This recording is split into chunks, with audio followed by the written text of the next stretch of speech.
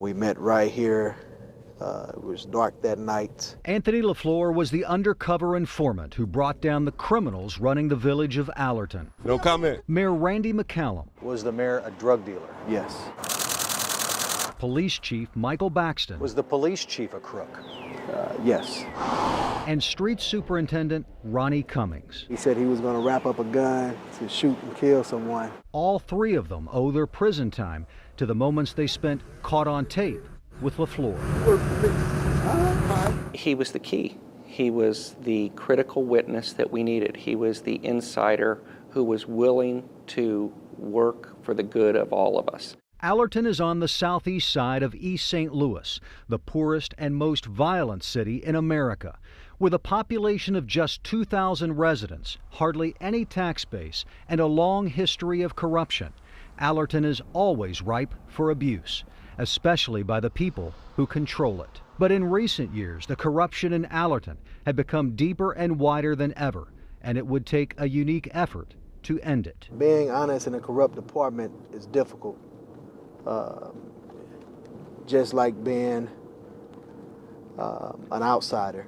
LaFleur began secretly gathering information for federal agents in October 2009, not long after he says McCallum made LaFleur give him his first paycheck in exchange for LaFleur getting hired as an Allerton cop. LaFleur had been a troubled kid from Allerton. He had been close to McCallum, so he had street cred, especially with the mayor. I had his total trust. Why do you think the mayor trusted you? I was down and out, needed some money. He thought he could persuade me to commit illegal activities. The first target of the investigation was Mayor McCallum. When you get ready, let's go. In a series of meetings in the summer of 2011, McCallum told LaFleur to steal drugs and cash from suspects, and they would share the profits. LaFleur says McCallum used some of the officers to target competing drug dealers so the mayor could eventually gain total control of the local drug market. He was the dictator. What he say goes. You know, he was John Gotti. The mayor? Yes. The mayor saw himself as a mafia boss of this community. Correct. McCallum proved it while he was under surveillance. With LaFleur as the informant, federal investigators caught the mayor accepting cash and what the mayor believed to be crack cocaine. But McCallum wanted a bigger score, insisting in a series of secretly taped conversations that he wanted to hit the mother lode and make LaFleur famous. But see, you're going to get that mother lode. That's my you stay top of the line. I'm going to make you famous out here. You'll never say nothing to nobody. This is our thing, man. Nobody.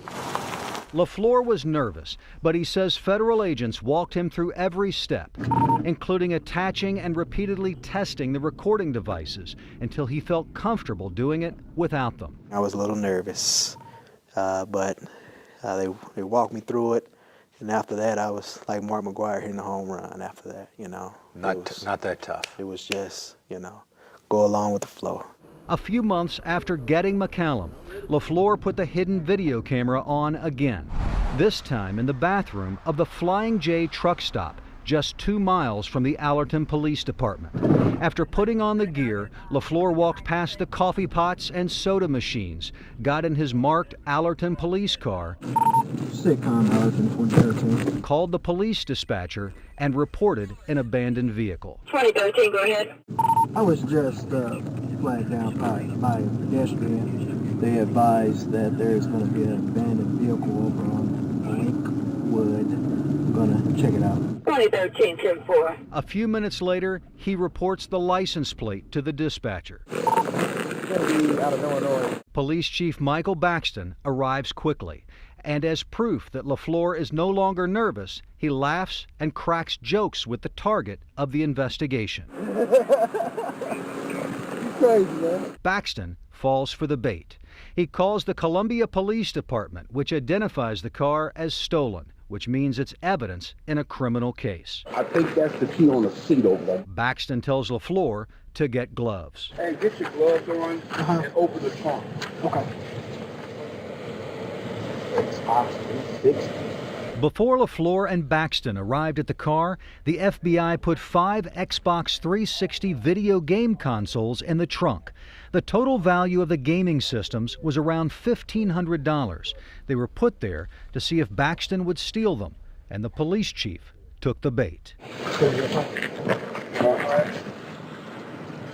All right, Joe. Thank you. Hold on, wait till that car pass. Okay, go ahead. You live at? Right at home. All right.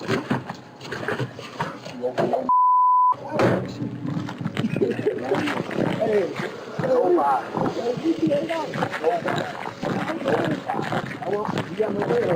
What were you thinking when all this is going on? My honest opinion, Yeah. I got him. Weeks after committing that crime, Baxton was hired as the police chief of East St. Louis, where he was chief years earlier until being forced out of his job. LaFleur told me Baxton bragged about how easy it was to steal cash and drugs in East St. Louis. He promised me that he was going to hire me as an East St. Louis police officer, and we'll be a millionaire within a year. But LaFleur stayed in Allerton and continued collecting evidence for federal agents. Street Superintendent Ronnie Cummings was the next target.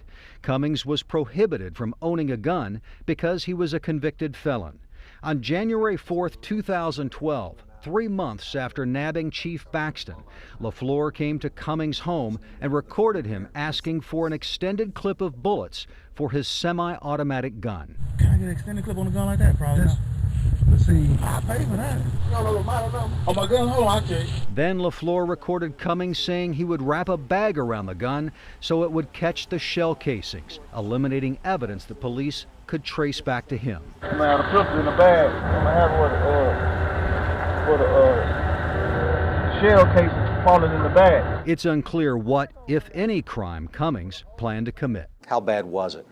It was about as bad as you could get. I mean, if you take a city and you look at every level, from the mayor's office to the police chiefs to the street superintendents, I mean, where does the corruption stop? U.S. Attorney Steve Wigington says the evidence collected by LaFleur was critical in the corruption cases against the crooks that had turned the village government into a criminal enterprise. He's a hero in my book. He agreed to voluntarily put himself in harm's way. Today, Anthony LaFleur is back in Allerton, patrolling the streets he helped clean up, driving the same car once used by the crooked mayor he helped put behind bars. So why are you coming forward? Well, I'm coming forward because I believe that if I could come forward and share my story, then hopefully it would inspire others, officers and people in the community to come forward. And cooperate with police? Yes. And put the crooks in prison? Correct.